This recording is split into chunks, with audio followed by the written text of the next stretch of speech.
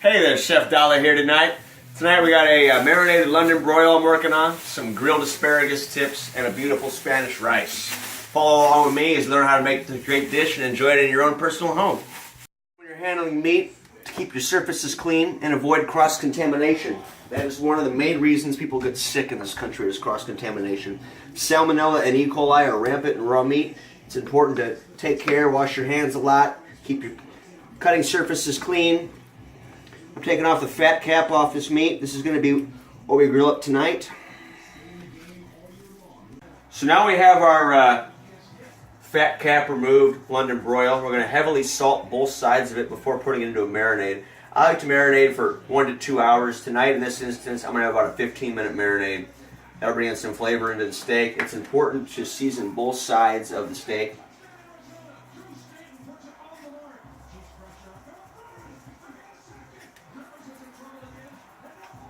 This will be the marinade that I'm using tonight. It's a quarter cup of oil, quarter cup of water, a mixture of seasonings that will be listed on my YouTube page. And we're going to take this and combine it with the meat in a large Ziploc bag.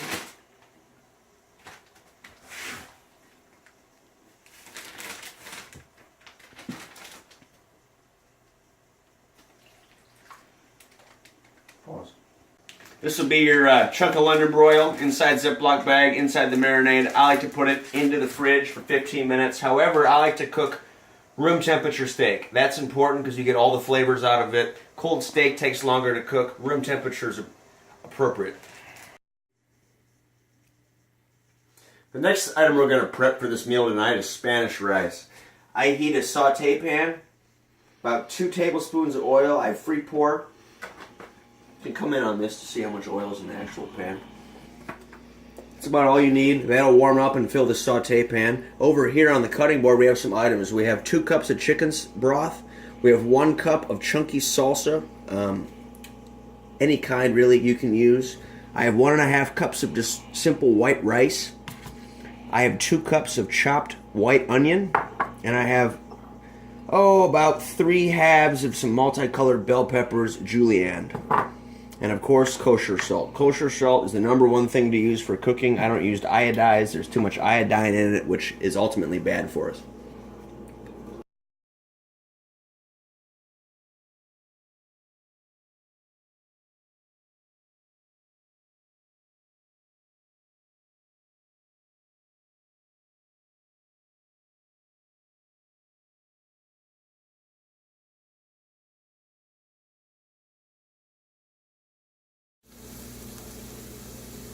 As you can see, we're starting to get some translucence in these white onions. At this point in time, because of the water content in the bell pepper, I'm going to go ahead and add those to the saute pan. And we're going to let all this cook down before we add our white rice.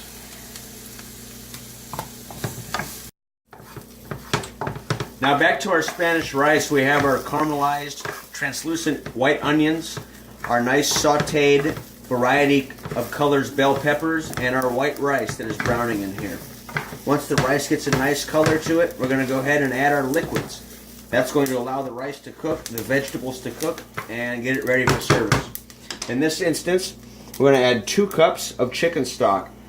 I use chicken stock, chicken broth, whatever you want to call it, as a flavor additive as opposed to water. Water's pretty bland. You know, chicken broth has a lot of flavor to it, a lot of salt, a lot of good stuff in it. So we're going to go ahead and add that to the rice, along with my favorite 1 cup of chunky salsa that's also going to go in. We have that here. Bring that to a slight boil. Give it a nice stir and make sure everything is intermingled.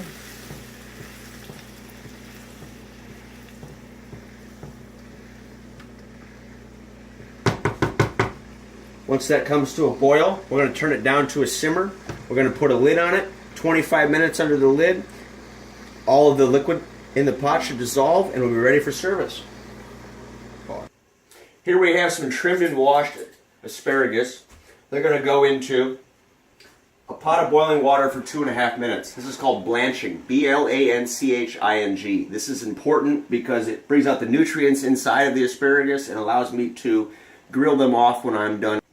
At the end of the 2.5-minute mark, you want to pull the lid on your asparagus. You want to take them immediately out of the boiling water and dip them into ice. It's called an ice bath. Essentially what you're doing is you blanch the asparagus for 2.5 minutes to bring out all the nutrients inside of this fibrous stalk.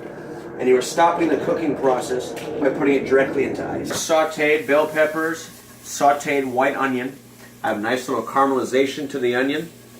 That's going to go back onto the heat. We're going to add 1.5 cups of just your standard long grain white rice. That'll go in and get stirred until the rice becomes brown, and it's time to add some liquids. Now, back to the grilled asparagus. Over here I have my blanched and ice bath shocked asparagus, covered in salt, a little bit of non-stick canola oil. Then it'll go onto the grill outside along with the steak and turn into something beautiful. So here we are outside at my grill. I use gas. You can use charcoal, whatever you wish to cook. I always spray down the grill grates with non-stick spray. I'm going to be careful not to burn yourself because it will make flames. The can is under pressure, so if you get too much fire in it, the can will explode. We want to take our 20-minute now marinating steak out of the marinade, and it's going to go onto the grill. About a 45-degree angle to the entire process. Let that cook about 6.5, 7 minutes per side and twist it. I like grill marks on my steak. I'll show you more about that here in a minute. So here we are back at the grill. It's been about 6 minutes. We're going to go ahead and give this steak a twist. That simply means, you see the grill marks we have on the steak there? We're going to twist it and we're going to change those grill marks to the opposite direction. That makes the steak look beautiful. It gets sliced and served as such. So we've already flipped our steak. We have some beautiful grill marks on it, as you can see. It is now time to go ahead and twist the steak one more time. About 5 minutes on that side. We'll twist one more time and the steak's ready to come off. I eat my steak medium rare. The longer you leave it on, the more it's going to cook. Medium rare is the way to eat steak. So here we have our blanched, ice bath shocked, seasoned, and non-stick sprayed asparagus that will go onto the grill. So here we have our asparagus being cooked on the grill. I've twisted them. We're getting some nice brown marks on them to get them cooked. Our steak is done off the grill. I just pulled it off. 15-minute rest time before you slice it. So here we have our off the grilled asparagus. They're ready to go. Beautiful, nice caramelization on them. They're perfect. Over here we have our steak, medium rare, still resting, yet to be sliced. Over here we have our Spanish rice. We have 4 minutes left on the timer. Rice will be perfect in 4 minutes, and we'll be ready to plate. 25-minute timer has just gone off on my stove. I pulled the lid on my rice. It's time to what's called fluff or fork the rice. I just use a normal fork. Come on in on this, please. I just use a normal fork and take it and slide the rice back and make sure that all the liquid that I had in there initially, which was 2 cups of chicken stock, is gone. Once that's the case, your rice is ready for service.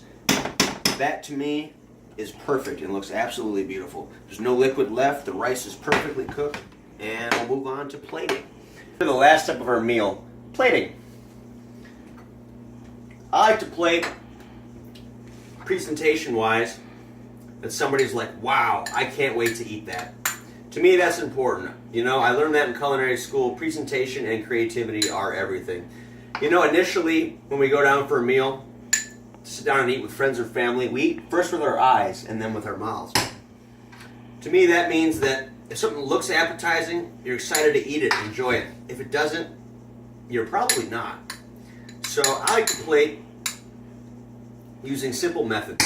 In this instance, I have packed my cooked Spanish rice, a few vegetables into a small glass ramekin that I spray with non-stick canola oil first. I'm going to take it and invert it into the center of the plate, thus making a perfectly shaped rice mold that I will use to build the remainder of my plate. Over here, I'm going to thin slice our steak. I eat it medium rare, others eat it differently than I do. If you want to cook longer, leave it on the grill longer. If you want to cook less, leave it on the grill less. And on to the final step of our plating. We have our molded Spanish rice, our perfectly cooked medium rare London broil, sliced thin and served on top of the rice. Our grilled asparagus tips, I'm going to finish it with a dusting of dry basil. You know, I like to use fresh herbs, and next time in this, I'll bring in some fresh herbs. But for the evening, in about half an hour, I have presented with you marinated London broil, homemade